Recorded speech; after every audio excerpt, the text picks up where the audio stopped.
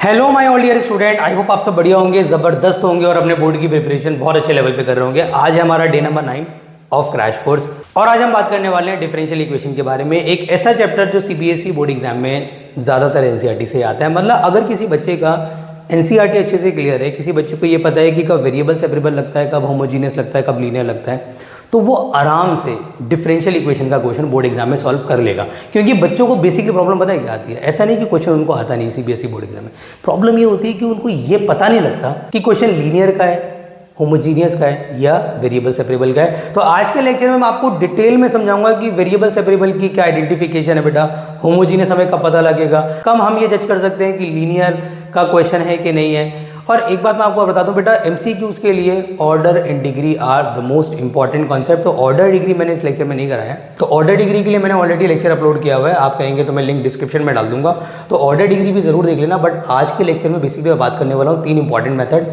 जिसपे बेस्ड एक न्यूमेरिकल बनना ही बनना है। मैं बात कर रहा हूँ homogeneous, linear and variable separable, और 2-2, 3-3 क्वेश्चन सबके इंपॉर्टेंट मैंने आपको लेक्चर में करा दिया। आपका कॉन्सेप्ट क्लियर हो जाएगा and after watching the lecture आपके एनसीईआरटी के सारे इंपॉर्टेंट क्वेश्चंस कवर हो जाएंगे। इस चैप्टर में सिर्फ एनसीईआरटी कर लो, दैट्स मोर देन इनफ। तो चलिए शुरू करते हैं with the concept of differential equation. करते हैं, we are going to start the solution of differential equation. देखिए मैंने हेडिंग लिखी हुई है बेटा, सॉल्यूशन ऑफ डिफरेंशियल इक्वेशन, जिसमें मैंने मैंने कितने टाइप के सॉल्यूशन लिखे हैं। एक सॉल्यूशन मैंने लिखा आपका जनरल सॉल्यूशन, एक लिखा है मैंने पर्टिकुलर सॉल्यूशन। बेटा क्या होता है जनरल सॉल्यूशन समझना, मैंने बोला है when answer of the differential equation came in the form of unknown constant. अगर आपने आंसर निकाला और आपका आंसर जो आ रहा है वो एक अननोन कांस्टेंट की फॉर्म में आ रहा है, लाइक सी, लाइक के, तो आप समझ जाने कि आपका जो डिफरेंशियल इक्वेशन का सॉल्यूशन है वो एक आपका जनरल सॉल्यूशन।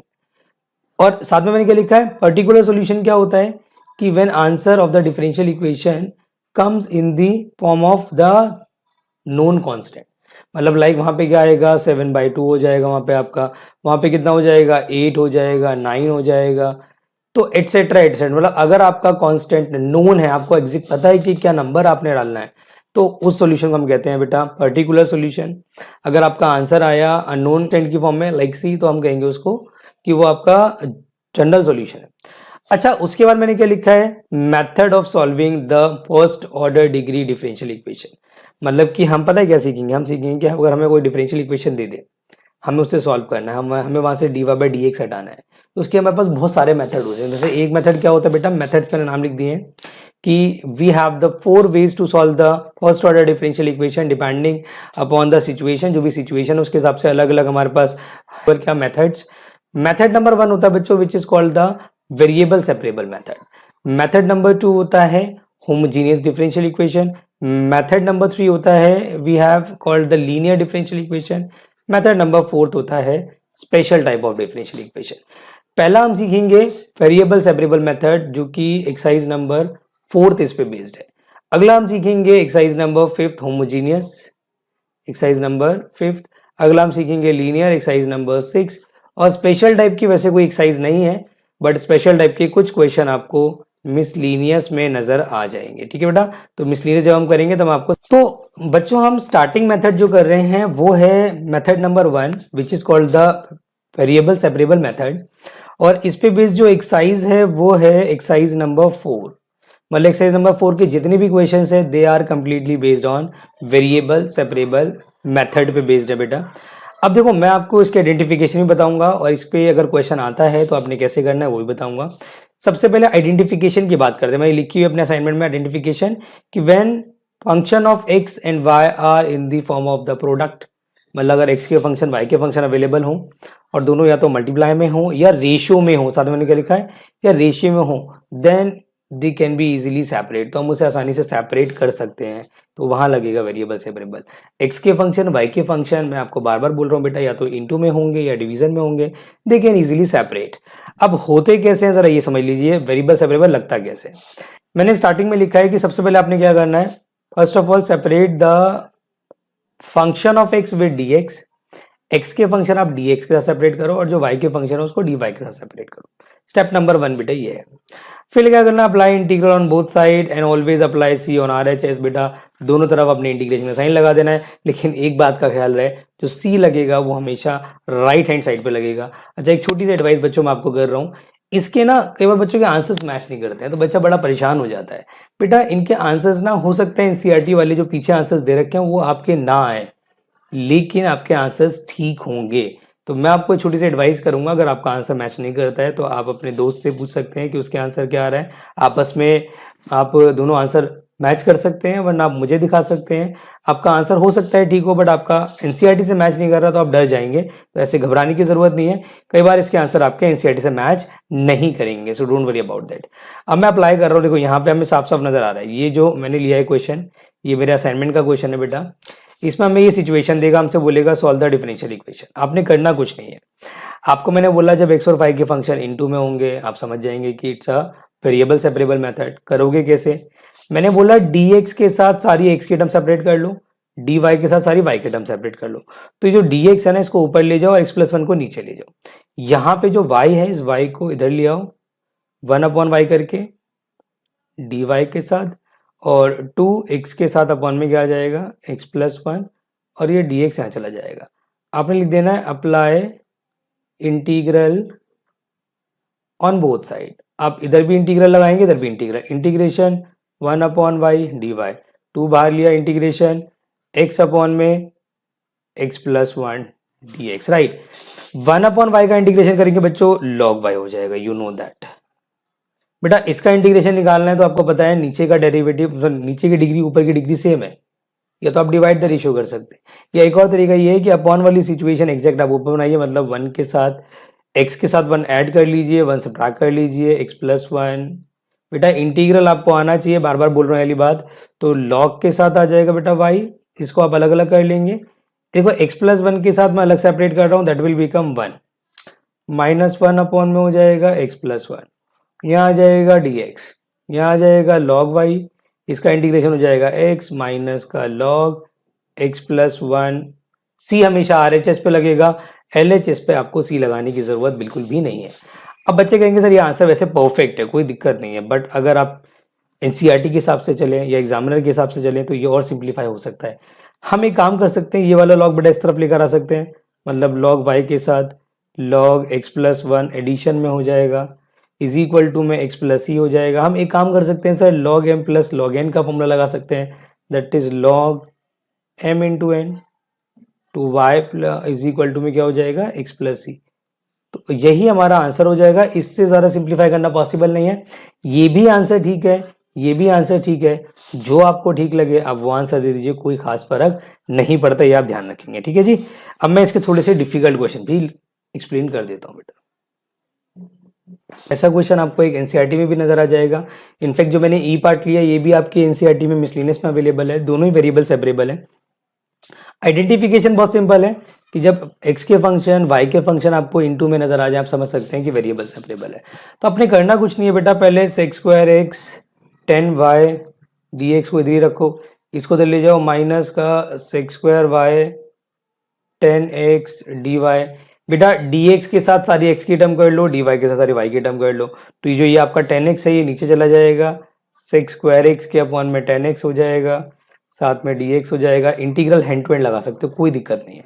sec² अपॉन में 10y हो जाएगा, dy आ जाएगा। इसका इंटीग्रल आप कर सकते हैं log 10x, क्योंकि नीचे का डेरिवेटिव ऊपर दे रखा है ना, मैंने कहा था जब f' अपॉन fx होता है log fx हो जाता है, f' अपॉन में fx हो जाएगा log fx। एक बात ध्यान रखना, जब सारे आंसर्स लॉग में आते हैं डिफरेंशियल इक्वेशन की खास बात, तो सी बेटा सिंपल सी नहीं आता, ऑर्डिनरी सी नहीं आता, वो भी आपका लॉग में आता है, that will become log c. अब यहाँ पे देखो क्या, अब देखो एक बड़ी इंपॉर्टेंट चीज बता रहा हूँ कि अगर आपने सॉल्व किया और आपका सब में लॉग आ गया और सी में आपने लॉग खुद लगा दिया, तो आपका फिर अब ये यहाँ पे मैं कहूँगा एक रिस्पॉन्सिबिलिटी बन चुकी है कि सारे लॉग को खत्म करके आपको आंसर छोड़ना पड़ेगा। अगर आपने लॉग की टर्म में ही आंसर छोड़ दिया तो टीचर आपको 100% मार्क्स नहीं देगा बेटा। तो यहाँ पे आपको लॉग को खत्म करना है, what you can do is आप ये कर सकते हैं बेटा कि log m minus log n का formula log m by n लगा सकते हैं, log से log कट जाएगा 10x is equal to C upon में 10y कर सकते हैं, मल्टीप्लाई कर लेंगे 10x इंटू में 10y इज इक्वल टू सी हो जाएगा, and that will be your final answer LC.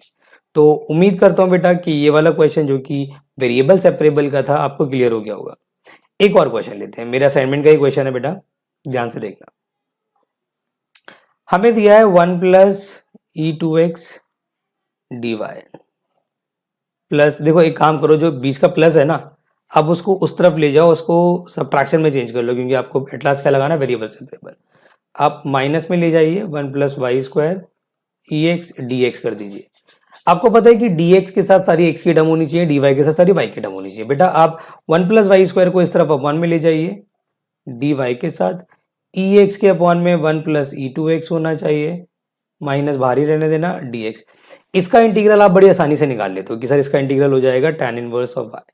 बच्चा हमारा यहाँ फंस जाता है कि सर इसका इंटीग्रेशन कैसे होगा, जबकि इट्स नॉट टफ। अगर आप थोड़ा सा दिमाग लगाएंगे तो आपको आइडिया हो जाएगा कि हम इसको सर ऐसे भी तो लिख सकते हैं, 1 प्लस ई की पावर एक्स का whole square. Then what we can do is we can put e x is equal to t, जिसका डिफरेंशिएशन होता है e x d x is equal to d t. तो यहाँ पे तो आ गया है tan इनवर्स y, यहाँ हो जाएगा -1 अपॉन में 1 plus T square D T, and you know the integration of it. बहुत सिंपल बेटा, इंटीग्रेशन आपका बन चुका है, that is tan inverse y minus का tan इनवर्स ऑफ टी। अच्छा एक बात ध्यान रखना, ऐसा नहीं है कि tan इनवर्स तो c भी tan इनवर्स, c हमेशा फिर c रहेगा। log is the special case कि अगर सब कुछ log में आए तो c भी log में आएगा। तो ये कुछ छोटी छोटी बातें बेटा, इनको जरूर आप ध्यान में रखें। तो tan inverse of y plus tan inverse of e की power x is equal to c, and that is going to be your final answer. तो आई विश बेटा आपको ये दो क्वेश्चन बहुत अच्छे से क्लियर हो गए होंगे। अगला क्वेश्चन जो मैंने आप लोगों के लिए लिया बेटा, वो भी मैंने अपने असाइनमेंट से ही ले लिया है, क्वेश्चन नंबर 3 है। तो मैक्सिमम मेरे असाइनमेंट के क्वेश्चन कवर हो गए हैं। इसमें बोल रहा है you have to find the particular solution of differential equation, और हमें सिचुएशन दी गई है बेटा log dy upon dx is equal to 3x plus 4y, where x is equal to 0 and y is equal to 0। ये हमें दे रखा है। अब सर हमें कैसे पता लगेगा कि ये पर्टिकुलर का है? मैं आपको भी देखो बहुत इजी ट्रिक बताता हूँ, if you want to understand कि ये पर्टिकुलर का कि जनरल का। बच्चे पर्टिकुलर सॉल्यूशन की खास बात ये होती है कि उसमें x एंड y जो है ना वो हमेशा गिवन होता है, मतलब x की वैल्यू 1, y की वैल्यू 2, ये x 0 y 0 एवरीथिंग, मतलब इसमें x एंड y गिवन होता है। आप देखेंगे जनरल के हमने जितने भी क्वेश्चन किए हैं उसमें x and y is always unknown. तो अगर लिखा हो यू हैव टू फाइंड, जैसे में लिखा हुआ है फाइंड द पर्टिकुलर सॉल्यूशन, तो बहुत अच्छी बात है। अगर सिर्फ इतना ही लिखा हुआ आ जाए सॉल्व और वहां पे x एंड y की वैल्यूज गिवन हो, तो भी आपने समझ जाना है कि वो कौन सा सॉल्यूशन है, that is the particular solution. आपको x और y की वैल्यू को यूज करना पड़ेगा। तो कुछ अलग नहीं है इसके अंदर बेटा, सेम अप्रोच लगती है। मैं आपको देखो इंटीग्रेट करके दिखाता हूँ। सबसे पहले तो ये है तो sir variable separable, but sir पंगा ये है कि यहाँ तो D by D x he contain है। तो स्टार्टिंग काम तो आपका ये है कि आप जो डी बाई डी एक्स है उसको पहले इंडिपेंडेंट करो। तो आपको मैंने सिखा रखा है कि जब लॉग अपोजिट में जाता है तो ई बन जाता है। तो हमारा डी बाई डी एक्स यहाँ से बनेगा ई की पावर 3x प्लस 4y। एक काम ये हो सकता है, ठीक है जी। उसके बाद फिर आप कहेंगे सर यहाँ पे x एंड y इस तरीके से मिक्स है, can not B separate, but आपको ये पता, तो हम जो नीचे का बेस है उसको सेम रख के तो स्प्लिट भी कर सकते हैं। मतलब वी कैन ऑल्सो, मैं इसको ऐसे भी लिख सकता हूँ, राइट। ऐसे लिखने के बाद फिर आपने क्या करना है, आराम से देखो x की टर्म इधर ही रहने दो, dx को यहाँ मल्टीप्लाई कर दो, इसको इधर मल्टीप्लाई कर दो, e की पावर 4y dy के साथ चला जाएगा, e की पावर 3x के साथ dx आ जाएगा। Apply integral on both side. बच्चे इसका इंटीग्रेशन देखो, बच्चे क्या करते हैं, कई बार गलती कर देते हैं, 1/e होता है तो वो लॉग कर देते हैं। लॉग नहीं लगेगा मेरे भोले बच्चों, इस e को आपको ऊपर लेके जाना पड़ेगा, e की पावर -4y dy करना पड़ेगा, e की पावर 3x dx करना पड़ेगा। इसका इंटीग्रेशन नाउ इट्स इजी। बस आपको एक बात ध्यान रखनी है कि if the linear equation content होती है कहीं पे तो उसको x मान लेते हैं। तो e की पावर x का e की पावर x होगा, बट y का जो कोफिशिएंट अवेलेबल है, ये x का जो कोफिशिएंट है उसे डिवाइड करना मत भूलना। जैसे यहाँ पे e3x का अगर मुझे इंटीग्रल करना है तो e3x ही होगा सर, बट 3 से डिवाइड करना पड़ेगा प्लस c। अब ये तो आ गया जनरल सॉल्यूशन। देखो कुछ अलग नहीं करा हमने, सेम अप्रोच लगाई, बस अब हमें यहाँ पे c और निकालना पड़ेगा, दैट इज द मैं कहूंगा एक्चुअल डिफरेंस जो होता है। तो इसको उठा के आप इधर ले आइए, तो e की पावर -4y अपॉन में -4 माइनस e की power 3x upon 3 is equal to c। आप यहाँ से माइनस ले सकते हैं कॉमन, तो अगर अंदर देखेंगे तो क्या बचेगा, 3 e की पावर -4y प्लस 4 e की power 3x divided by 12 is equal to c। ये जो 12 है इसको यहाँ मल्टीप्लाई कर दो, मैं कहूँगा जो साइन है ये भी इधर ले जाओ, तो कुल मिला के यहाँ आ जाएगा 3 e की पावर -4y 4 ई की पावर 3x माइनस का 12 पॉजिटिव का 12c। तो आप देखेंगे कि यहाँ पे जो आंसर आ रहा है सी के टर्म में है, दिस इज ये आंसर अगर हमें इसको अगर छोड़ना होता तो it is a general solution. देखो मैंने सिंप्लीफाई भी किया है। अच्छा आपको निकालना है क्या इसमें, आपको निकालना है पर्टिकुलर सॉल्यूशन। तो आपको जो एक्स और वाई गिवन है आपके पास उसको भी डालना पड़ेगा। मतलब you have to put x is equal to 0 and y equal to 0। अब इस इक्वेशन में डाल दो, इक्वेशन नंबर 1 के अंदर। तो अगर मैं x की जगह 0 रखता हूं तो e की पावर 0 हो जाएगा। अगर मैंने y की जगह 0 रखा तो अगेन देखो 12c। तो बेसिकली किसी की बार 0 1 हो जाता है तो c की वैल्यू यहां से आ जाएगी माइनस का 7/12। बेटा करना आपने कुछ नहीं है, इस वैल्यू को बस यहाँ रीपुट कर देना है इक्वेशन नंबर 1 के अंदर। एट लास्ट जो तुम्हारा आंसर रहेगा 3 e की power minus 4y plus 4 e की पावर 3x माइनस का 7 बचेगा, 12 से 12 कट जाएगा। तो this is known as a particular solution. तो आपने देखा बेटा कि दोनों में कुछ खास डिफरेंस नहीं है। एक जगह एक्स एंड वाई की वैल्यू नहीं रखनी होती है, इसमें रखनी होती है। दैट इज द मैं कहूंगा बहुत बड़ा डिफरेंस है। बाकी आपको करने का तरीका अगर आप देखेंगे तो 100% सेम ही है बेटा। हमें दिया है x x square minus 1 d Y by D x is equal to 1। अब देखो एक्स की वैल्यू 2 दे रखी है, वाई की वैल्यू 1 दे रखी है। तो आपको अगर एक्स और वाई गिवन है तो आप यहाँ देखते ही समझ गए कि इट इज ऑल्सो अ मैं कहूंगा पर्टिकुलर सॉल्यूशन बेटा। तो यहाँ पे एक्स और वाई की वैल्यू एंड में यूज होंगी। सबसे पहले तो आपने क्या करना है, एक्स के अलग वाई के अलग। यहाँ पे वाई है ही नहीं, खाली एक्स है, तो ये अच्छी बात है। तो पहले तो यहाँ पे निकालो d Y by D x. कितना आएगा sir, 1/x x square minus, फिर डी एक्स को भी इस तरफ भेज दो। यहाँ पे डी वाई रह जाएगा अकेला, यहाँ आ जाएगा 1/x एक्स स्क्वायर माइनस 1, साथ में डी एक्स आ जाएगा। अगर आप ध्यान से ऑब्जर्व करेंगे तो आप कहेंगे कि सर यहाँ पे पार्शियल फ्रैक्शन लग सकता है। और मैं आपको एडवाइस करूंगा अगर आप पार्शियल फ्रैक्शन लगा रहे हो इसके जो कि लग सकता है, तो आप इसको I1 मान के अलग से सॉल्व करना, बाद में इसके वैल्यू को रिपोर्ट करना जैसे हमने पहले किया था। बट अगर एक और तरीका हम यहाँ पे ऑब्जर्व करें तो एक और तरीका भी इसको सॉल्व करने का है। वो क्या है, मैं आपको एक इजी ट्रिक बताता हूँ बेटा। आप एक काम कर सकते हैं, अंदर से ब्रैकेट से हाईएस्ट डिग्री ऑफ एक्स आपने कॉमन लेनी है, स्टेप नंबर 1। इससे आसानी से आपका क्वेश्चन सॉल्व कर। देखो आपने क्या करा, एक्स यहाँ पे अंदर से एक्स स्क्वायर कॉमन ले लिया, तो यहाँ पे तो 1 बचा। ऑब्वियसली बात है यहाँ एक्स स्क्वायर था नहीं, तो 1/, हमने एक्स स्क्वायर कर लिया। इससे क्या फायदा हुआ, इससे ये फायदा हुआ, ध्यान से देखना बच्चे, कि हमारे पास जो सिचुएशन आ गई that is 1/y is equal to 1/x का cube 1 minus 1/x square. Advantage क्या मिला कि अगर मैं सर यहाँ पर 1 माइनस 1/x स्क्वायर को उठा के टी पुट कर दूं तो उसका डिफरेंशिएशन हमें दे रखा है। आप देखेंगे 1 का तो 0 हो जाएगा, इसका हो जाएगा 2/x का cube dx is equal to dt। आप सिर्फ एक चीज की कमी देखेंगे कि सर 2 से मल्टीप्लाई एंड डिवाइड और कर लीजिए यहाँ पे। तो y इज इक्वल टू क्या हो जाएगा बच्चे, 2, तो जो बाहर वाला 1/2 है वो तो ऐसे ही रहेगा, अंदर वाला 2/x क्यूब dx के साथ कंबाइन होकर के dt बना देगा। और देखो इसकी जगह हमने क्या रखा है, 1/t हो जाएगा। It's a common sense. तो ultimately if you will observe तो आप देखेंगे कि y is equal to sir हमारा बहुत इजीली इंटीग्रेशन हो चुका है। बस यहाँ पे t की वैल्यू रिपीट और कर दी। तो ये एक आसान तरीका है अगर आप पार्शियल फ्रैक्शन से बचना चाहते हैं। अगर आप वो भी लगाना चाहते हैं तो आंसर सेम ही आएगा, फर्क नहीं पड़ेगा बेटा। तो अगर मैं t की वैल्यू रिपीट करूँ, t की वैल्यू क्या है, ये मैं साथ में एलसीएम भी ले लेता हूँ। तो x square minus 1/x square plus c। ये आपका जो सोल्यूशन ये आया है, this is called the general solution. But आपको तो एक्स और वाई भी रखना है, आपको निकालना है बेटा पर्टिकुलर सोल्यूशन। तो अब आप इसको इक्वेशन नंबर 1 का नाम दे देंगे और आपने आप पुट करना पड़ेगा x इज इक्वल टू कितना बेटा 2 और y इज इक्वल टू कितना पुट करना है 1।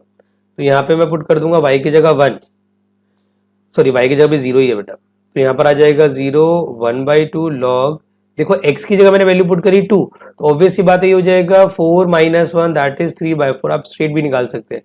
तो 1/2 माइनस में ले जाइए log 3/4। ये आपकी सी की वैल्यू आ चुकी है। इस सी की वैल्यू को यहाँ रीपुट कर देना है और जो यहाँ से आंसर बनेगा that is your final answer. तो बेटा आपको शायद एक ही समझ में आ गई होगी अब कि पर्टिकुलर निकालना it's not a big issue at all. आप आराम से पर्टिकुलर सोल्यूशन निकाल सकते हैं। बेसिकली आपको सी निकाल के रीपुट करना होता है, दैट्स इट। एक बड़ी इंपॉर्टेंट चीज मैं आपको बता दूं बेटा, एक्सरसाइज नंबर 4 से क्वेश्चंस आते जरूर है बट इतने ज्यादा नहीं पूछे जाते। जो 2 एक्सरसाइज बची हुई है हमारी, एक्सरसाइज नंबर 5 मतलब homogeneous differential equation, exercise number 6 मतलब आपका लीनियर डिफरेंशियल इक्वेशन। ये दो एक्सरसाइजेज ऐसी हैं जिसमें से maximum time questions CBSE board exam में पूछे गए हैं। तो बेटा आप इन दो एक्सरसाइज को ज़्यादा अच्छे से करना, क्यों? क्योंकि रीज़न है इन दो एक्सरसाइज में वेरिएबल सेपरेबल भी यूज हो जाता है, तो वो इनडायरेक्टली उसको ना दे करके वो होमोजीनियस देना प्रेफर करते हैं। उन्हें पता है कि होमोजीनियस दे देंगे तो वैसे वेरिएबल सेपरेबल कवर हो जाएगा। तो इसलिए बेटा आपको होमोजीनियस को बहुत अच्छे से समझना है। देखिए मैं पहले आपको अप्रोच समझा देता हूँ होमोजीनियस क्या होता है, फिर मैं आपको रीजन बता दूंगा होमोजीनियस कब अप्लाई होता है, फिर हम हैंड टू हैंड मैंने ले लिया है अपने असाइनमेंट का बी पार्ट, वो भी समझा दूंगा, एल्गोरिथम के साथ समझाऊंगा ताकि आपको एल्गोरिथम ज्यादा अच्छे से क्लियर हो जाए, अदरवाइज आपको दिक्कत हो सकती है समझने में। तो ध्यान से देखना बेटा, अप्रोच बहुत सिंपल है यार। मैंने बोला है कि if first order degree of differential equation is differential equation is expression in the form of x comma y और वाई कॉमा एक्स। बच्चों देखो सबसे इंपॉर्टेंट चीज समझना कि होमोजीनियस में ज्यादातर क्या होगा कि एक्स और वाई के फंक्शन मिक्स्ड होंगे। मतलब हम ये भी बोल सकते हैं कि आप लोगों ने डिफरेंशिएशन में इम्प्लिसिट फंक्शन सीखा था ना, वो इम्प्लिसिट फंक्शन की ही यहाँ पे सारे क्वेश्चंस दे रखे होंगे इम्प्लिसिट फॉर्म में। एक्स एंड वाई मिक्स होगा एडिशन की फॉर्म में, सब्ट्रैक्शन की फॉर्म में। तो आपने क्या करना होगा, आपने स्टार्टिंग में तो ट्राई करना है कि क्या एक्स और वाई अलग अलग हो सकते हैं। अगर एक्स एंड वाई सेपरेट हो सकते हैं तो मैं आपको एडवाइस करूंगा कि आप वहाँ पे क्या लगा दो, वेरिएबल सेपरेबल मेथड लगा दो, कोई दिक्कत नहीं है। बट आप देखेंगे कि जहाँ होमोजीनियस लगना होगा वहाँ पे आप कितना भी दिमाग लगा लेना, आपके वेरिएबल सेपरेट नहीं हो पाएंगे। तो जब नहीं सेपरेट होंगे तो फिर आपको होमोजीनियस लगाना है। और होमोजीनियस की एक और खास बात जो है वो क्या है बेटा कि एफ एक्स कॉमा वाई और जी एक्स कॉमा वाई जो ऊपर नीचे दे रखे होंगे they have the same degree. This is the most important identification of homogeneous. मतलब जितनी भी वहां पे टर्म्स होंगी 100% degrees must be same, degrees हमेशा सेम होंगी। एग्जाम्पल के तौर पे जैसे मेरे को दे रखा है D Y by D x, x square plus Y square upon में एक्स वाई। आप देखेंगे एक्स स्क्वायर की डिग्री 2 है, वाई स्क्वायर की डिग्री 2 है। इनफैक्ट एक्स वाई मतलब एक्स की डिग्री 1, वाई की डिग्री 1, मल्टीप्लाई में पावर ऐड होती है तो इसकी डिग्री भी 2 है। तो मैं कहूंगा overall each and every term have the same degree. तो अगर सबकी सेम डिग्री हो तो समझ जाना कि वो होमोजीनियस है। और आप यहाँ दिमाग भी लगा लो, आपको अगर एक्स एंड वाई अलग अलग करना हो तो वो नहीं होगा। तो अगर वाला मेथड फेल हो रहा है तो भी ये होमोजीनियस हो सकता है। एक और एग्जांपल ले लेता हूँ आपके सामने। फॉर एग्जांपल एक्स का cube plus x square y D y is equal to x y का cube x y square d x. तो आप देखेंगे इसकी डिग्री भी 3 है सर, इसकी डिग्री भी 3 है, इसकी भी डिग्री 3 है, इसकी भी डिग्री 3 है। तो when each term have the same degree तो आप समझ जाना है कि उसमें होमोजीनियस लगता है। अब होमोजीनियस पता लग गया लगेगा, लेकिन इसमें भी दो केसेस होते हैं। ये बड़ा इंपॉर्टेंट केस है बेटा, इसको आराम समझना, क्योंकि बच्चे को कई बार होमोजीनियस का क्लियर हो जाता है तो उसे ये समझ नहीं आता है कि कौन सा केस है, केस 1 या केस 2। तो केस 1 एंड केस 2 को मैं आपको बहुत ईजी वे में समझाता हूँ, ध्यान दो। मैंने लिखा है कि सबसे पहले आपने क्या निकालना है, या तो D Y by D x निकालना है या d x upon D y, दोनों में से कोई एक निकालना है, या तो D Y by D x या डी एक्स अपॉन। अगर आपने निकाला d Y by D x example के तौर पे तो आपको फिर ये वाले स्टेप लगाने पड़ेंगे सारे। और अगर आपने निकाला d x upon D y for example तो आपको इन स्टेप को करना है फॉलो। तो ये वाले स्टेप या ये वाले स्टेप डिपेंड करते हैं कि आपने निकाला क्या। अगर आपने D Y by D x निकाल लिया तो इसको मत देखना, ये वाले स्टेप फिर तुम्हारे लिए एक तरीके से बेकार हो जाएंगे। और अगर आपने d x upon D Y निकाल लिया तो इनको मत देखना, ये वाले स्टेप बेकार हो जाएंगे।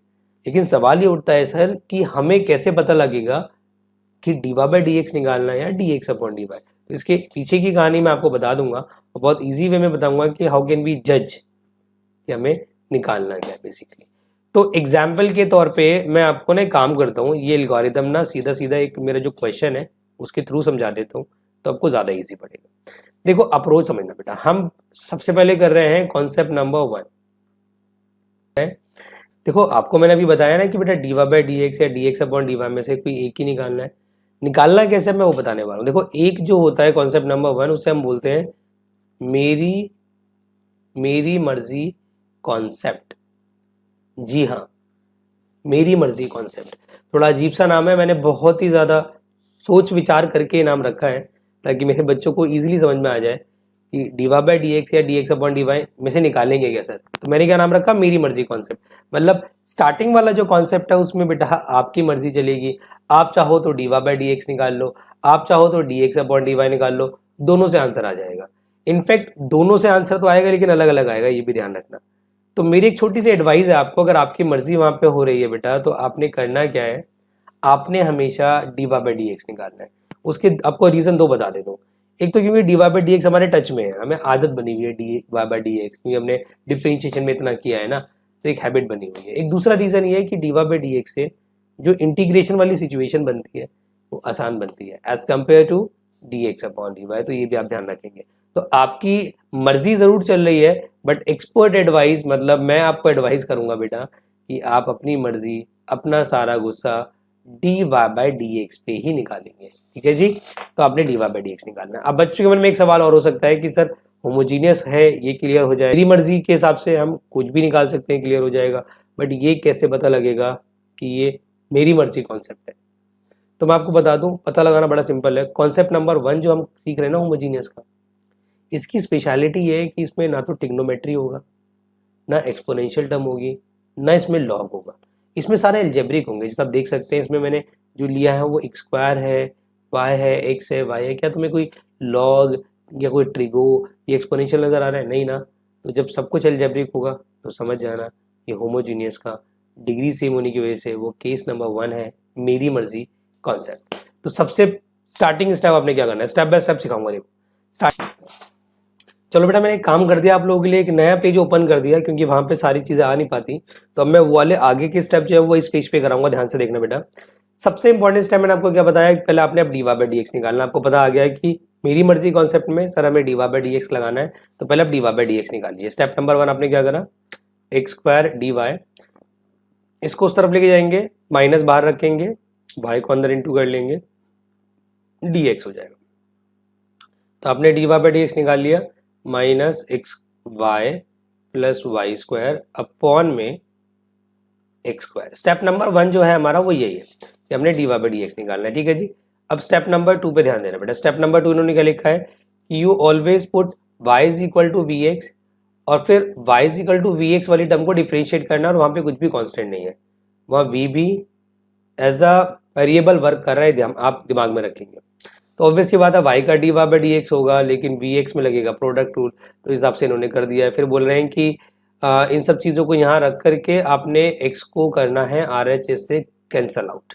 तो जो स्टेप इसने बोले मैं वो तुम्हें एक्सप्लेन करके दिखा देता हूँ कि आपने पुट किया y is equal to V X, इसको इक्वेशन नंबर 1 मान लेना, इसको डिफ्रेंशिएट करना है विद रिस्पेक्ट टू x। तो y का हो जाएगा D Y by D X, V X में लगेगा प्रोडक्ट रूल, v को रोक करके x का 1 कर दिया, x को रोक करके v का D Y by D X कर दिया। तो यहाँ आ जाएगा D Y upon D X v plus x D we by D X. अब इन सबको उठा करके put all in equation number 1। आपने इक्वेशन नंबर 1 में डालना है, मतलब आपने यहाँ डालना है बेटा, मतलब इसकी जगह जो D Y by D X इसकी जगह आ जाएगा v plus x D we by D x.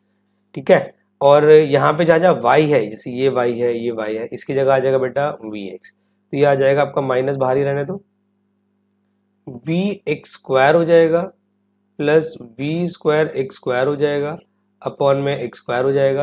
और बड़ी इंपॉर्टेंट लाइन उन्होंने लिखी हुई है बेटा, मैंने जो यहाँ पे लिखा, मैंने क्या बोला कि cancel out x from are H S, और हमेशा ऐसा होगा।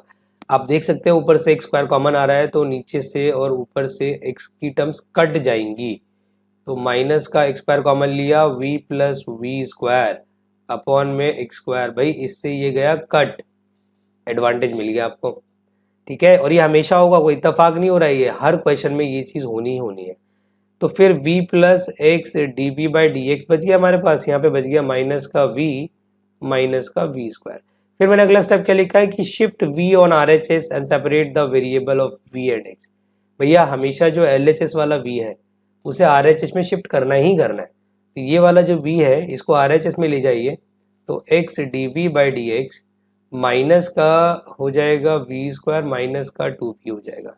देन मैंने बोला है you have to separate the variable of v and x, integrate on both side in terms of v and x। मेरे भोले बच्चों, अब आपने यहाँ से क्या करना है, v एंड x को अलग अलग करना है, सेपरेट करना है। आप v वाली टर्म में ना एक काम करो, माइनस साइन जो है ना वो कॉमन लेके आर एच एस में ही छोड़ देना। तो ये कुल मिला के आ जाएगा 1 अपॉन में we square plus 2v dv, यहाँ आ जाएगा minus 1 upon x d x, apply integral on both side. इसका इंटीग्रेशन अब आप आसानी से निकाल सकते हैं, आपको पता होना चाहिए 1 अपॉन में क्वाड्रेटिक इक्वेशन है। You know that what we can do is completing squaring method, yes बेटा।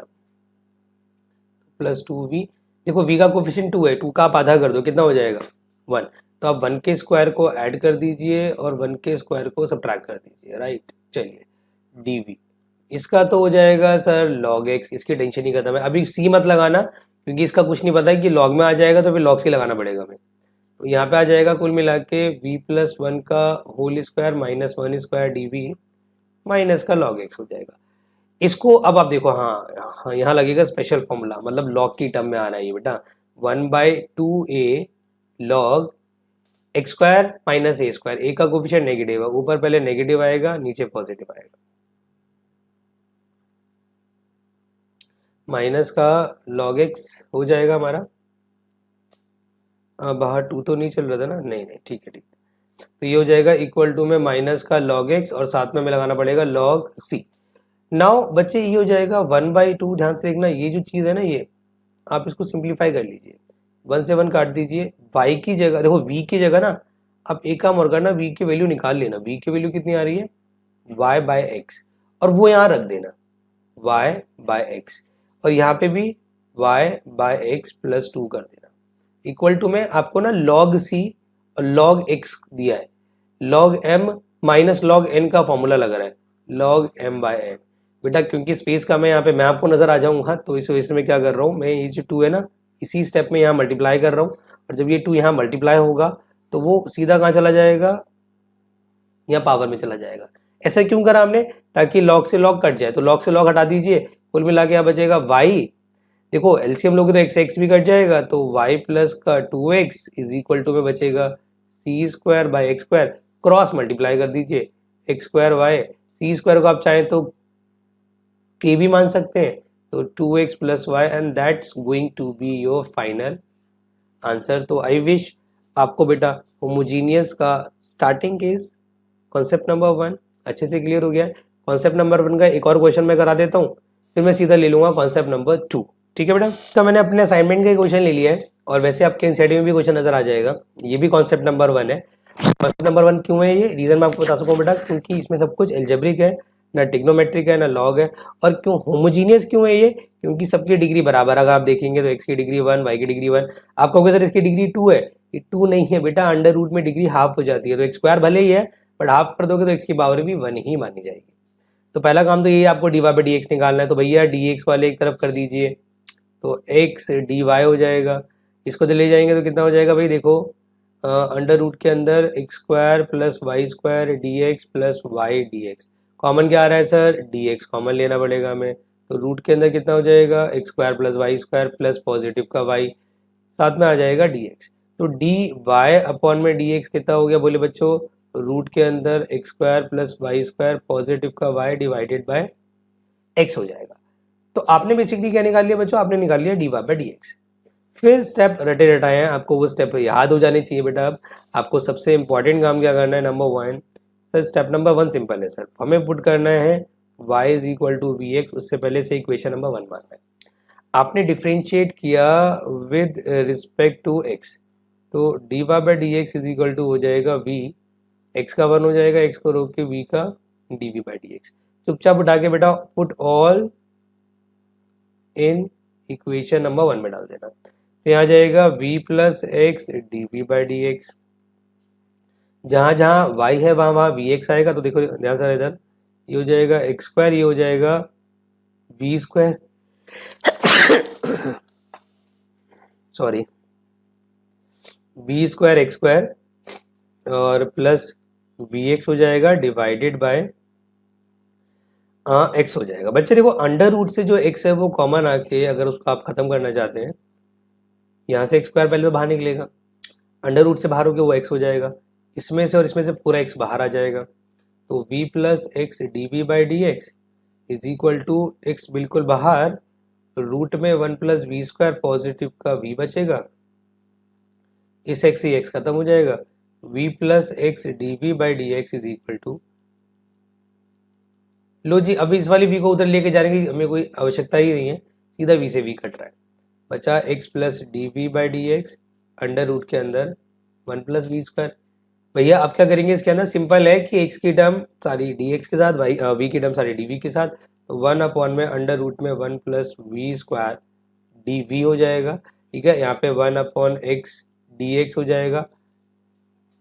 इंटीग्रल ऑन बोथ साइड कर देंगे बेटा। आपको पता है इसका इंटीग्रेशन आपको आना चाहिए। This is a special formula that is log V plus under root 1 plus V square. यहाँ पर भी log X plus log C. तो ये हो जाएगा। देखो लॉग ना अभी आपने हटा नहीं सकते, आपको पहले इस तरफ रूल लगाने पड़ेंगे। तो 1 प्लस वी स्क्वायर आप रहने दीजिए, यहाँ पे आ जाएगा लॉग सी एक्स। बेटा लॉग से लॉग आप कर सकते हैं। आप वी की वैल्यू आपको रिपोर्ट करनी पड़ेगी। वी की value is what, y upon x. तो y upon x under root के अंदर 1 plus Y square upon x square c x हो जाएगा। हद से हद एक काम और कर सकते हैं आप, जो कर सकते हैं वो क्या कि आप एलसीएम ले सकते हैं जी। एलसीएम लेंगे तो नीचे तो एक्स ही रहेगा, वो ओवरऑल एलसीएम भी एक्स हो जाएगा। सी एक्स इसको यहाँ क्रॉस मल्टीप्लाई कर देंगे। तो उम्मीद करता हूँ बेटा आपको इसका कॉन्सेप्ट नंबर 1 मेरी मर्जी कॉन्सेप्ट काफ़ी अच्छे से क्लियर हो गया है। कॉन्सेप्ट नंबर 2 भी इसी वीडियो में कवर कर लेते हैं और उसके बाद फिर आपका होमोजीनियस खत्म है, तो आप होमोजीनियस को अटेम्प्ट कर लेना। आपको कोई डाउट आएगा तो मेरे से क्लास में पूछ लेना। तो अब हम करने जा रहे हैं बेटा होमोजीनियस डिफरेंशियल इक्वेशन का concept number 2 and which is known as, ये नाम मैंने बेटा अपनी तरफ से रख दिए हैं। आप लोग प्लीज ये स्कूल के टीचर से बहस ना करें और ना उनसे जिक्र करें, अच्छा नहीं लगता बेटा, और मार्क्स भी आपके कट सकते हैं। तो दिस इज नोन एज मजबूरी कॉन्सेप्ट। अब इसका नाम मजबूरी कॉन्सेप्ट क्यों रखा है? क्योंकि यहाँ पे आपकी मर्जी नहीं चलने वाली है। आप अपने हिसाब से d Y by D x या d x upon D y नहीं निकाल सकते। जो आपको क्वेश्चन के अंदर जो भी आपको डिमांड करेगा कि आपको D x upon D Y निकालना चाहिए या D Y by D x निकालना चाहिए, आपको वही लगाना पड़ेगा। आप अपने हिसाब से नहीं चल सकते। अब इसके आइडेंटिफिकेशन क्या है कि सर हमें कैसे पता लगेगा कि ये होमोजीनियस का कॉन्सेप्ट नंबर 2 है? तो बड़ी सिंपल सी आइडेंटिफिकेशन है। जब लॉग, आपका ट्रिग्नोमेट्री, एक्सपोनेंशियल, ये टर्म्स आपकी आ जाती हैं तो समझ जाना कि वो मजबूरी कॉन्सेप्ट ही होगा, मेरी मर्जी हो ही नहीं सकता, इम्पॉसिबल। ठीक है। अब जैसे कि एग्जांपल के तौर पे यहाँ पे मजबूरी आपकी क्या होती है वो भी मैं आपको बता देता हूँ बेटा। मजबूरी आपकी ये होती है कि अगर एक्सपोनेंशियल, लॉगरिथमिक या ट्रिग्नोमेट्री में एक्स अपॉन वाई कंटेन होगा एंगल के अंदर, और जो कि होगा 100%, या एक्स अपॉन वाई या वाई अपॉन एक्स, तो मेरे बच्चों आपको यहाँ पर हमेशा D x upon D why he निकालना पड़ेगा। आप अगर एक्स अपॉन वाई कंटेंट हो और आप D Y by D x निकाल दो तो आपका आंसर नहीं आ सकता, गलत माना जाएगा।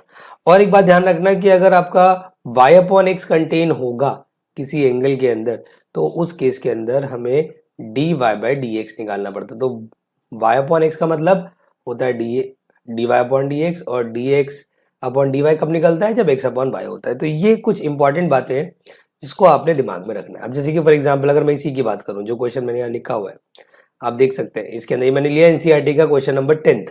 आप देख सकते हैं कि यहाँ दे रखा है 1 प्लस सर ई की पावर एक्स अपॉन वाई, जो कि if you want to change into Y upon X नहीं हो सकता, क्योंकि कहाँ कंटेन है? पावर में कंटेन है। तो एंगल में या किसी की पावर में एक्स अपॉन वाई कंटेन होता है या वाई अपॉन एक्स कंटेन होता है, it can not be change. तो ई की power X upon Y 1 minus D Y. अब समझ जाइए कि आपकी मजबूरी यहाँ पर क्या है कि sir X upon Y contain है, तो जब भी एक्स अपॉन वाई कंटेन होता है मजबूरी होती है कि हमें sir D x upon D Y निकालना होता है। तो आप सबसे पहले तो यहाँ से D x upon D Y निकाल लीजिए। आपने 1 प्लस ई की power X upon Y D x, आप इसको इस तरफ लेके गए तो यहाँ पे क्या आ जाएगा? सब्ट्रैक्शन आ जाएगा। मैं सब्ट्रैक्शन ना लगा के क्या कर रहा हूँ, अंदर के साइन चेंज कर रहा हूँ। मतलब अंदर जो एक्स अपॉन वाई बाद में दे रखा है मैं उसे पहले लिख लेता हूँ, 1 बाद में लिख लेता हूँ, ई की power X upon Y D Y हो जाएगा। फिर आपने निकाला बच्चों डी एक्स अपॉन के डी वाई, तो क्या हो जाएगा? X upon Y minus 1 E की पावर एक्स अपॉन वाई हो जाएगा, डिवाइडेड बाय 1 प्लस ई की पावर एक्स अपॉन वाई हो जाएगा। Now this is what, this is the D x upon D Y. अब थोड़ा सा ना यहाँ पे मैं आपको एक बड़ी इंपॉर्टेंट चीज बताना चाहूंगा कि यार D x upon D Y निकाल लिया है तो अब D Y by D X वाले स्टेप नहीं लगेंगे। मतलब अब आप कहानी में हल्का सा ट्विस्ट है, मैं आपको वो स्लाइड दिखा देता हूँ। तो वो स्टेप बेटा आप लोगों के लिए ये रहे कि अगर आप D x upon D Y निकालते हैं तो steps will be change, step बदल जाते हैं बेटा। अब जैसे कि यहाँ पे पहले उसमें क्या करते थे हम, y is equal to V X रखते थे, बट इसमें हम x equal to V Y रखना पड़ेगा। मतलब हम यहाँ पे पुट करेंगे बेटा step number 1 x is equal to V Y.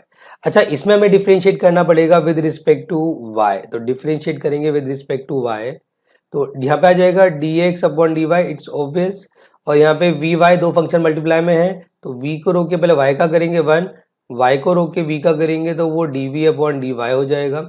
इसको हम इक्वेशन नंबर 1 मान लेंगे। हम इसको put all in equation number 1 में डाल देंगे तो dx अपॉन जो dy इसकी जगह आ जाएगा v plus Y dv upon dy is equal to में जहां आप देखो जहां जहां x है अपने आप सोचिए, जहां जहां x है वहां वहां आपने रखना है x is equal to V Y. तो अगर आप यहाँ पे वी वाई रखते हैं तो y से y कट जाएगा तो कुल मिला के v बचेगा तो v माइनस 1 e की पावर v बचेगा 1 अपॉन में 1 प्लस e की पावर v बचेगा। फिर मैंने आपको बताया बच्चों कि हमेशा आपने क्या करना होता है, जो LHS वाला v होता है उसको आपने RHS में शिफ्ट करना होता है। तो v को आप इधर ले आइए तो y dv upon dy is equal to, मैं इसको हटा देता हूँ, अब स्टेप्स आपको समझ में आ ही गए हैं बेटा, तो I'm gonna delete it।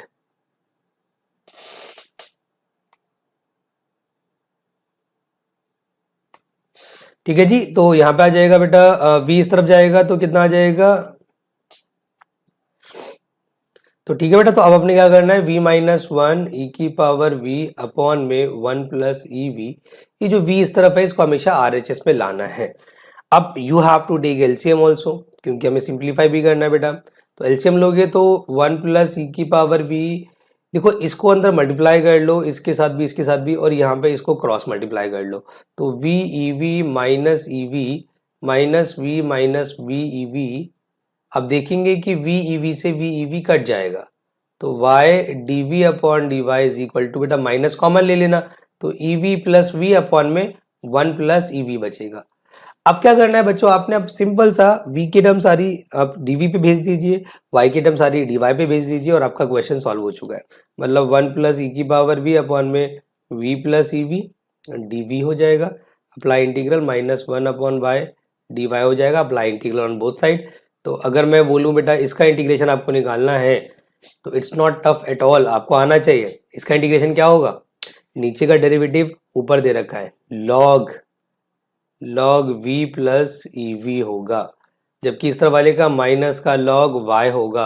और when everything is in log तो c भी हमारा log में आता है तो log c हो।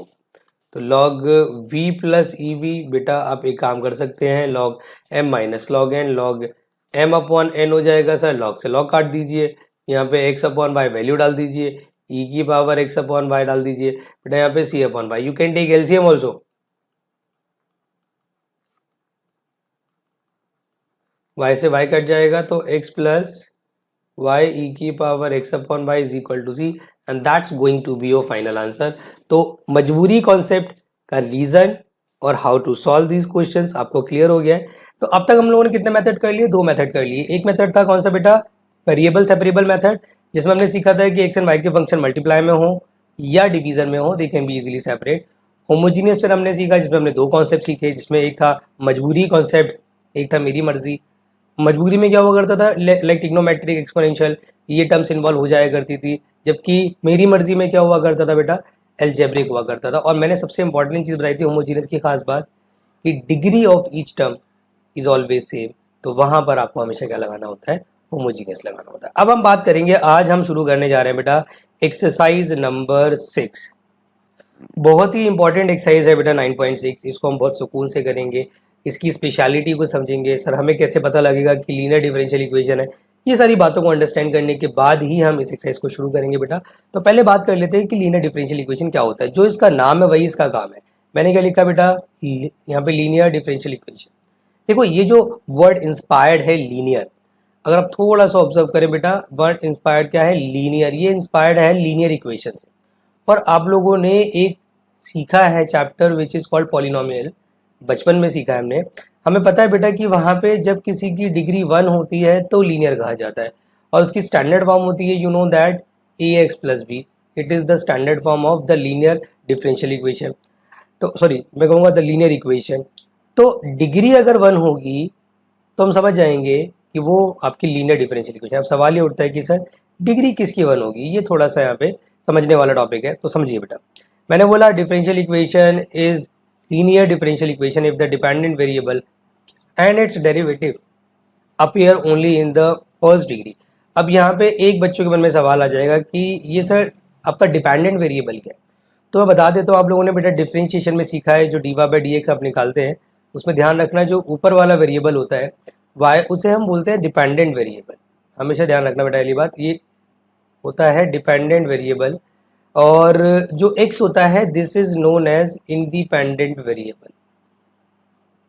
इंडिपेंडेंट मतलब अगर मैं आपको आसानी से समझाऊं तो क्या होगा कि जिसका डेरिवेटिव आप निकाल रहे हो which is called the dependent variable, और जिसकी रिस्पेक्ट में निकाल रहे हो which is known as independent variable. तो आपके पास क्या होगा कि जो डिपेंडेंट वाला होगा वेरिएबल और उसका जो डिफरेंशिएशन होगा उसकी डिग्री हमेशा 1 होगी। एग्जाम्पल के तौर पे देखो हमारे पास ना जो स्टैंडर्ड फॉर्म है इसकी, जो लीनियर डिफरेंशियल इक्वेशन की, वो मैंने लिख दी है, या तो इस फॉर्म में होता है या इस फॉर्म में होता है। अब अगर आप एक चीज़ ऑब्जर्व, यहाँ पे हल्की सी मिस्टेक है, यहाँ पे मैंने गलती क्या कर दी है बेटा, मैं आपको बता देता हूँ। द मिस्टेक इज कि यहाँ पर जो मैंने ये लिखा ना dy अपॉन डी एक्स, इसको काट दीजिए एंड यहाँ पर आएगा dx upon dy, dx upon dy। अच्छा अगर मैं 2000 इस साल मैं कहूँगा कि ये वाला टॉपिक हट चुका है तो आप इसको अवॉइड करेंगे जहाँ पर आपका dx अपॉन dy है, और आप सिर्फ इसी की प्रैक्टिस करेंगे क्योंकि यही साल सिलेबस में है और मैं मैक्सिमम क्वेश्चन इसी पे बेस कराऊंगा। इस पे बेस मैं एक्सप्लेन तो करूंगा क्वेश्चन, बट आपने फिलहाल आज के हिसाब से मतलब जो आप एग्जाम देने जा रहे हो सीबीएसई बोर्ड एग्जाम, उसके हिसाब से आपने फिलहाल इग्नोर करना है। अगर आप सीखने के लिए करना चाहते हो तो नो डाउट आप सीख सकते हो बेटा। तो इसमें हो क्या रहा है अगर आप ध्यान से देखेंगे तो जो हमारा y है और जो उसका डिफरेंशिएशन है उसकी डिग्री 1 है, y और उसका डिफरेंशिएशन दोनों की डिग्री 1 है। अगर आप यहाँ ऑब्जर्व करेंगे तो x हमारा डिपेंडेंट वेरिएबल है, उसका जो हमें डिफरेंशिएशन दे रखा है उसकी डिग्री भी 1 है। तो इन केस अगर x या y में से, लेकिन आपके हिसाब से सिर्फ आप ध्यान देंगे किस पे, ओनली y पे, अगर x या y में से कोई एक भी मैं कहूँगा इंडिविजुअल होगा, नंबर 1 इंडिविजुअल होगा, नंबर 2 उसकी डिग्री क्या होगी बेटा, डिग्री 1 होगी, नंबर 3 एल्जेब्रिक होगा। देखो अकेला होना चाहिए, अकेला मतलब जैसे एग्जाम्पल के तौर पर अगर मैं इसकी बात करूं, यहाँ पर जो y है वो एक ही होना चाहिए। ऐसा नहीं कि y इस तरफ भी है y उस तरफ भी है, y 2 बार एडिशन में है, ऐसा नहीं चलेगा। इसकी स्पेशलिटी ये है कि y इंडिविजुअल होना चाहिए, y की डिग्री 1 होनी चाहिए, मतलब 1 से ज़्यादा नहीं हो सकती। y square y cube y 4 नहीं चलेगा, और सबसे इंपॉर्टेंट चीज़ एल्जेब्रिक होना चाहिए, मतलब e की power y sine y log y भी नहीं चलेगा। तो अगर वो इंडिविजुअल है x या y में से कोई, और अगर उसकी डिग्री 1 है, और अगर वो एल्जेब्रिक है, अगर ये तीनों कंडीशन सेटिस्फाई होती हैं तो ही वो लीनियर होगा, अदरवाइज वो लीनियर नहीं होगा। और उसकी स्टैंडर्ड फॉर्म क्या है बेटा, it is the standard form, जिसके अंदर मैंने स्पेसिफाई किया हुआ है कि पी एंड क्यू क्या होते हैं। इस वाले केस की अगर मैं करूं बात तो पी एंड क्यू मैंने लिखा हुआ है they are the function of x, लेकिन अगर हम इसकी बात करेंगे तो इसमें क्या होगा, p and q they are the function of y. दोनों में डिफरेंस है, ऑब्वियस सी बात है। अगर यहाँ पे d Y by D x है तो y अकेला है और p एंड q x की टर्म में। अगर आपका dx अपॉन dy है तो x अकेला है, but p and q in terms of y है, तो जो अकेला है p एंड q उसके अपोजिट वेरिएबल में होंगे। तो आपने स्टार्टिंग क्या करनी है बोले बच्चों, सबसे पहले आपने निकालना है इंटीग्रेटिंग फैक्टर, और इंटीग्रेटिंग फैक्टर की मैंने यहाँ मिस्टेक करी हुई है, उसको ठीक कर लेना आप। इंटीग्रेटिंग फैक्टर निकालने का होता है formula e to the power, इस केस में p dx, मतलब e की पावर में आपको इंटीग्रेशन करना होता है और x की रिस्पेक्ट में करना होता है। एंड द रीजन बिहाइंड, क्योंकि p भी x की टर्म्स में है, जबकि यहाँ पर मैंने उल्टा कर दिया, यहाँ पे dy आएगा। तो यहाँ पर अगर आपको if निकालना है तो क्या होता है, e to the power integration of p dy। फिर आपको ये वाली इक्वेशन भैया रटनी पड़ेगी, ये इक्वेशन को आप दिमाग में रख लो। अगर ये इक्वेशन आपको आती है तो आपका फिर क्वेश्चन इजीली सॉल्व हो जाएगा। और यहाँ पे इक्वेशन क्या है कि y इंटू में if इज इक्वल टू में q एज इट इज आता है, if मल्टीप्लाई में आता है, साथ में dx आता है, and it is the only differential equation जिसमें c ऑलरेडी लग जाता है बच्चों। मतलब यहाँ पे log c आने की कोई गुंजाइश नहीं है, c स्टार्टिंग में ही लगेगा, इंटीग्रेशन बाद में होगा। तो it is the only case जिसमें c पहले लग जाता है, इंटीग्रेशन बाद में होता है। जबकि इसकी इक्वेशन क्या होता है, x इंटू में if, q इंटू में if d। तो आप देखेंगे कि अगर आपको ये वाला समझ में आ रहा है तो ये अगर वैसे साल नहीं है सिलेबस में, बट अगर आप इसको करना चाहें तो कर सकते हैं, बिकॉज दे आर 100% सिमिलर। बस यहाँ पे जो डिफरेंस है मेन वो ये है, यहाँ पे x की टर्म में आपका if निकल रहा है, यहाँ पे y की टर्म में आपका if निकल रहा है। दैट इज द मैं कहूँगा डिफरेंस, और कोई डिफरेंस नहीं है। तो मैं फिलहाल आपको कराने जा रहा हूँ केस नंबर 1 और उस पर बेस्ड क्वेश्चन, और मैं सीधा ले रहा हूँ अपने असाइनमेंट का क्वेश्चन, ध्यान देना। ये लीजिए, मैं स्टेप बाय स्टेप आपको समझाऊंगा कि बेसिकली क्या हो रहा है, ध्यान दो बेटा। मैं ले रहा हूं जब आपका डिपेंडेंट वेरिएबल y होगा तो उस केस में अगर आपने करना हो by using the linear differential तो कैसे करो। आपके पास क्वेश्चन आ गया dy upon D x minus का y upon x is equal to 2x। बेटा एक बात पे ध्यान देना कि अगर वहाँ लीनियर लगेगा ना तो होमोजीनियस 100% नहीं लगेगा, वहाँ पे वेरिएबल सेपरेबल भी नहीं लगेगा। वेरिएबल सेपरेबल लगाना चाहेंगे तो इम्पॉसिबल। जैसे अगर आप देखेंगे होमोजीनियस क्यों नहीं है, डिग्री सेम नहीं है। वेरिएबल सेपरेबल क्यों नहीं लगता, अगर आप इसको उठा के इधर भी लिया होगे तो वो एडिशन में आ जाएगा, they can not B separate. तो वो दोनों फेल हो गए तो लीनियर लगेगा। और अगर स्टेट देखना चाहते हो कि लीनियर क्यों है तो मैंने क्या बोल दिया, आप देख सकते हैं कि y जो है वो अकेला भी है, डिग्री 1 भी है और सर एल्जेब्रिक भी। All the condition have been satisfied, तो it's 100% a linear differential equation. आपने करना क्या बच्चों, स्टार्टिंग क्या करनी है, आपने लिखना है पहले कंपेयर विद। आपने सबसे पहले इसको कंपेयर करना है स्टैंडर्ड फॉर्म के साथ, d Y by D x plus P y is equal to q. और यहाँ से भोले बच्चों आपने निकाल लेना है पी एंड क्यू। अगर आप देखेंगे जो पी है वो क्या होता है, वाई का जितना भी कोफिशिएंट है, चाहे वो अपॉन में हो चाहे उसमें कोई साइन हो, आपने 100% जो वाई है वो ले लेना है as p to 1 upon x. और जो क्यू है वो इज इक्वल टू वाला होता है बेटा। फिर आपको निकालना होता है, नाउ आप लिखेंगे इंटीग्रेटिंग फैक्टर आपको निकालना है। आप पूरा हेडिंग भी डाल सकते हैं, इंटीग्रेटिंग फैक्टर अब हम निकालने जा रहे हैं। तो आई एफ का क्या फॉर्मूला होता है, आई एफ का फॉर्मूला होता है बोले बच्चों e to the power p d x. तो e to the power p कितना है मेरे पास, minus 1 by x d x. अच्छा एक बात ध्यान रखना, क्योंकि एक्सपोनेंशियल की पावर में इंटीग्रेशन निकल रहा है तो जब उसको इंटीग्रेट करोगे तो सी नहीं लगाओगे, ध्यान रखना। सी कब लगता है, जब आपका इंडिपेंडेंट इंटीग्रेशन हो, it is a dependent integration, c मत लगाना। आपने इसको इंटीग्रेट किया तो ये हो जाएगा आपका ई टू दी पावर माइनस का लॉग एक्स, सी तो लगेगा नहीं।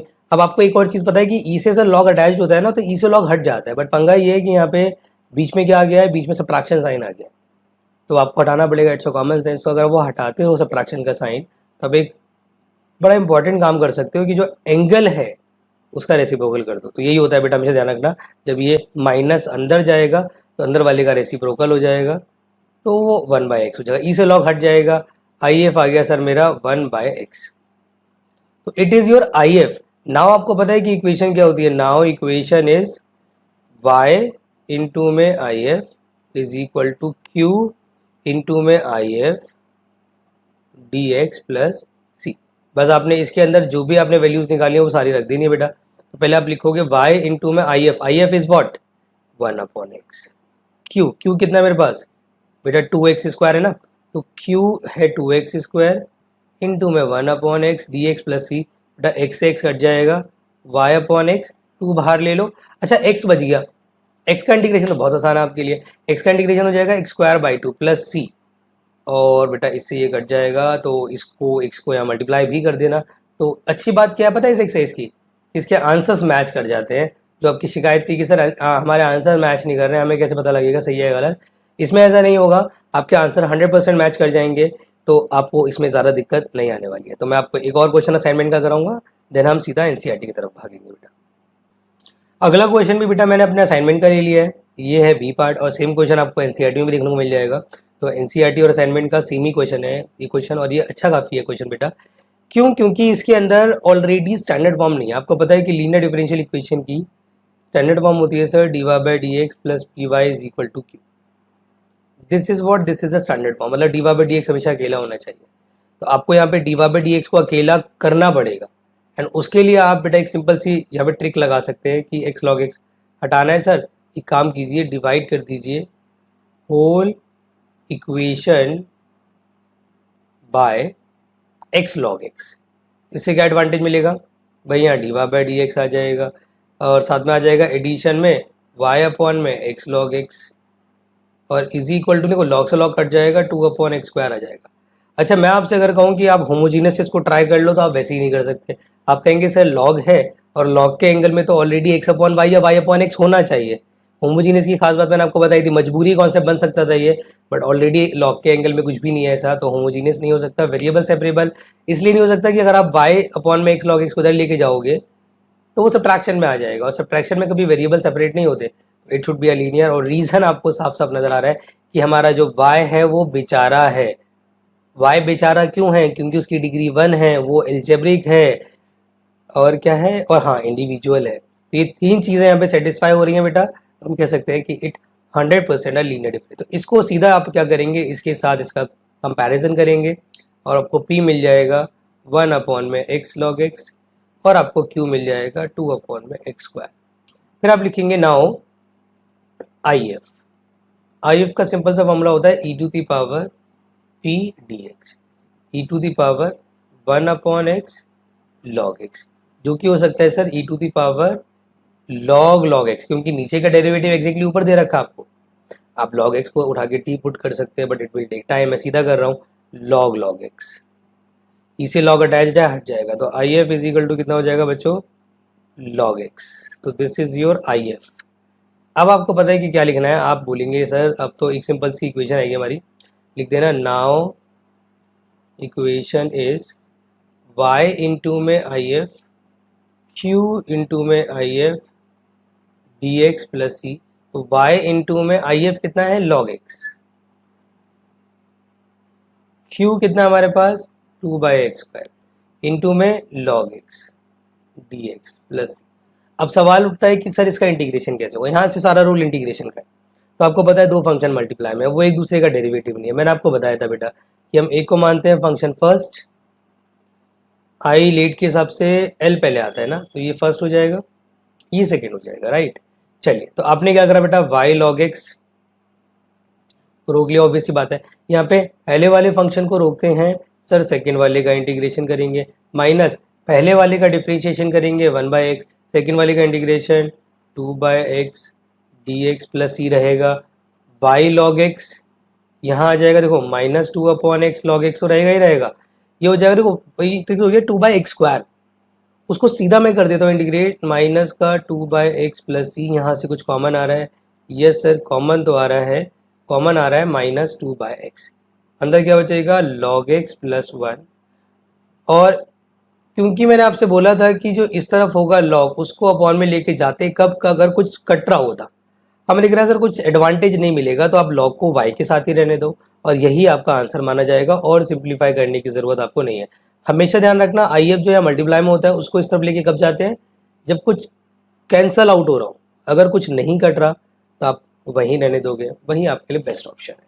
अब थोड़ा और टफ क्वेश्चन ले लेते। अगला क्वेश्चन मैंने आपके लिए लिया है क्वेश्चन नंबर 9। बढ़िया क्वेश्चन है और बच्चा इसलिए थोड़ा घबरा जाता है इसके अंदर कि सर वाई आपने कहा था इंडिविजुअल, बट वाई यहाँ पे इंडिविजुअल कहाँ है।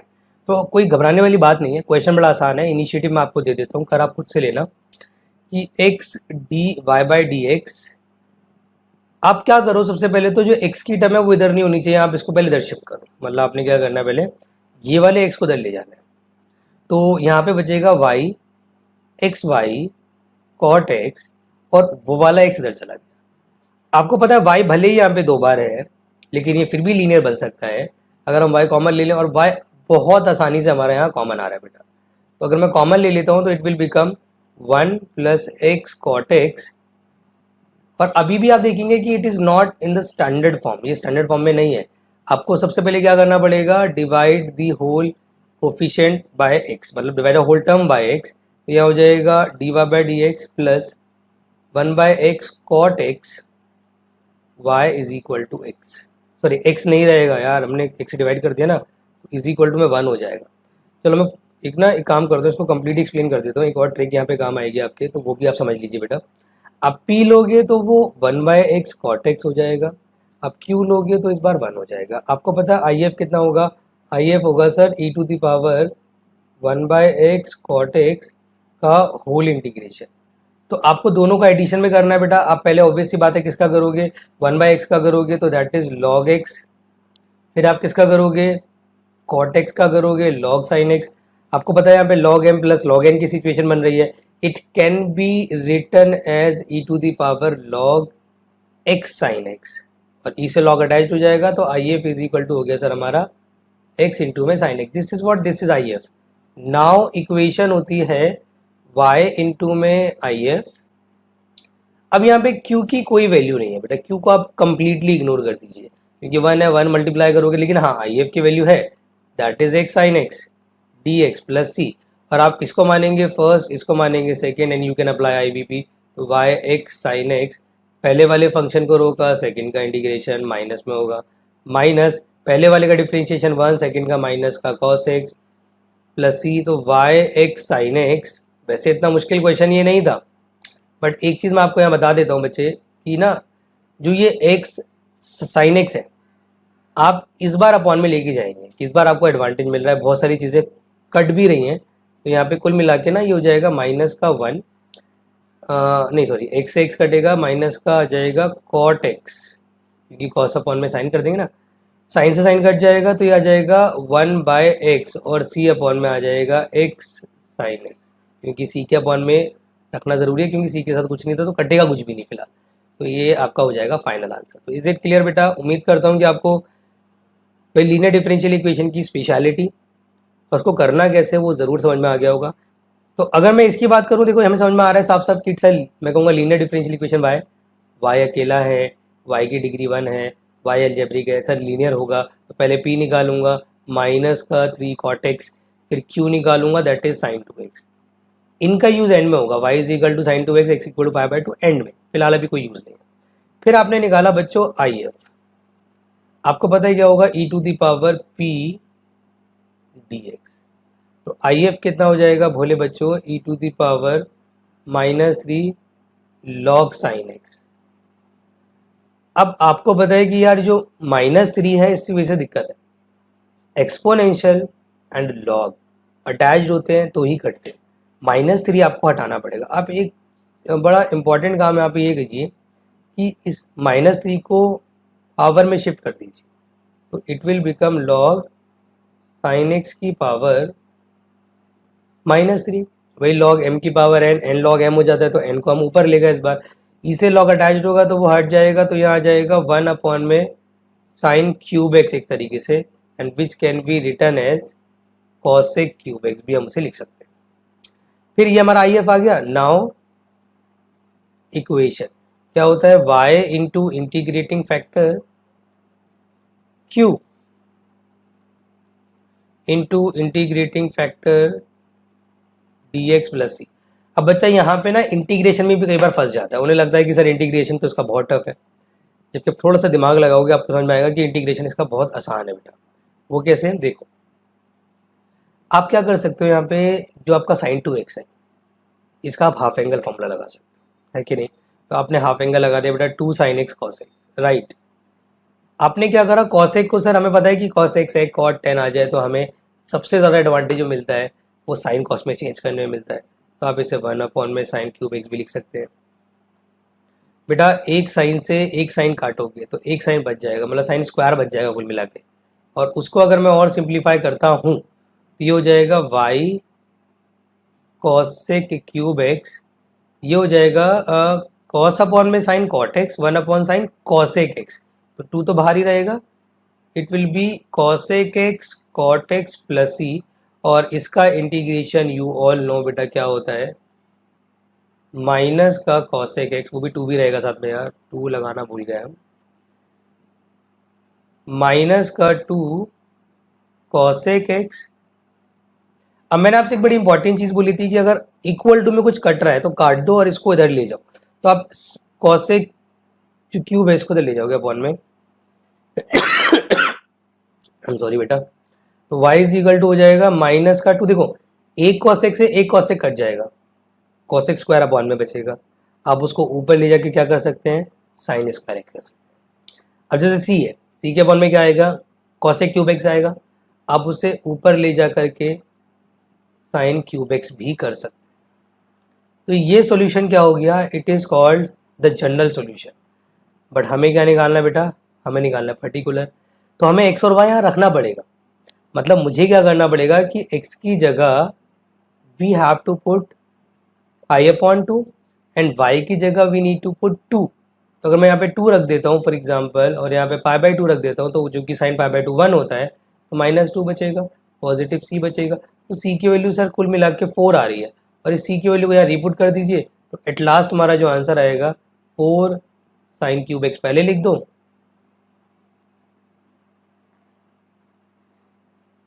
तो आई विश आपको बेटा ये अच्छे से क्लियर हो गया है कि अगर क्वेश्चन पर्टिकुलर का आ जाए तो सी निकालना होता है और उसको रीपुट करना होता है, बाकी सारे स्टेप सेम रहते हैं। अब मैं आपको एनसीईआरटी के वो क्वेश्चन हटवा रहा हूँ जो सीबीएसई सिलेबस में इस साल नहीं है, 2020 में नहीं है, बट 21 वाले बच्चे जब इस वीडियो को देखेंगे तो उन्हें उस क्वेश्चन को भी करना पड़ेगा, जिसमें से एक क्वेश्चन मैं अभी एक्सप्लेन भी करूंगा बेटा। अब ये हम कर रहे हैं केस नंबर 2। केस नंबर 2 मतलब dx अपॉन dy होगा प्लस px होगा इज इक्वल टू q होगा। अब इस बार क्या होगा कि x एल्जेब्रिक होगा और x की डिग्री 1 होगी। पहले किसकी डिग्री 1 आ रही थी? y की डिग्री 1 आ रही थी। यहाँ पे आप देखेंगे y पहली बात तो अकेला नहीं, इस बार दुकेला हो गया बेटा, मतलब y दो जगह है, तो dy बाई dx वाला केस ये नहीं है। दूसरी ये कि y की डिग्री सर 1 नहीं है, y की डिग्री तो यहाँ पे 2 हो गई, और y की डिग्री अगर 2 होगी तो उस केस में तो ऑब्वियस सी बात है वो वाला केस तो नहीं लगेगा ना बेटा। तो आपने फिर यहाँ पे क्या करना है, अपोजिट वाला केस लगाना है। पहले आपने यहाँ पे dx अपॉन dy निकालना है। कैसे निकालेंगे ध्यान दो बेटा।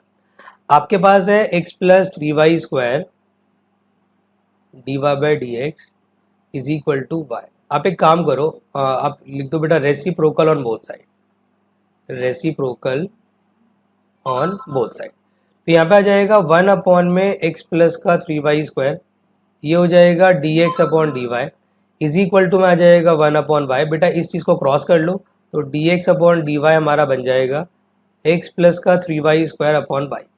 आप अलग अलग कर लीजिए, dx अपॉन dy हो जाएगा मेरा x अपॉन y, मतलब x के साथ y को सेपरेट किया अलग और 3y स्क्वायर के साथ y को सेपरेट किया अलग, तो 3y बचा कुल मिला के हमारा। और x की टर्म को इधर ले जाइए बेटा, तो dx upon dy minus x upon y is equal to 3y। Now it becomes a standard form of the, मैं कहूँगा आपका लीनियर डिफरेंशियल इक्वेशन। तो आपने सीधा सीधा क्या करना है, compare with dx upon dy plus px is equal to q। बेटा p कितना हो जाएगा -1 बाय q कितना हो जाएगा 3 बाय। आपको पता है कि if क्या होता है e to the power -1 upon y dy, जिसका इंटीग्रेशन कितना हो जाएगा e to the power minus log y। अच्छा अगेन मैंने क्या बोला, माइनस को अंदर ले जाना तो e से log अटैच हो जाएगा, if आपका 1 अपॉन y हो जाएगा। इस बार इक्वेशन में हल्का सा चेंज होता है, आपको पता है now equation is x into में if, q इंटू में if और dy आता है बेटा, dx नहीं। देखो सब कुछ सेम ही चल रहा है, कुछ नयापन आपको नहीं लगेगा, बस हाँ जहाँ जहाँ x था वहाँ वहाँ y आ गया, दैट्स इट। और जहाँ y था वहाँ x आ गया, यहाँ पे x आ गया, पहले y हुआ करता था। तो x 1 अपॉन y हो जाएगा, q कितना है बोले बच्चों, q है हमारे पास 3y, 1 अपॉन y हो जाएगा dy प्लस c, इससे इसको काट दो जी, तो x अपॉन y यहाँ जाएगा 3y प्लस c, इसको मल्टीप्लाई कर लो, x is equal to 3y square plus cy and that will be your final answer. तो मैं उम्मीद करता हूँ बेटा आपको ये लीनियर डिफरेंशियल इक्वेशन बहुत अच्छे से क्लियर हो गया। आप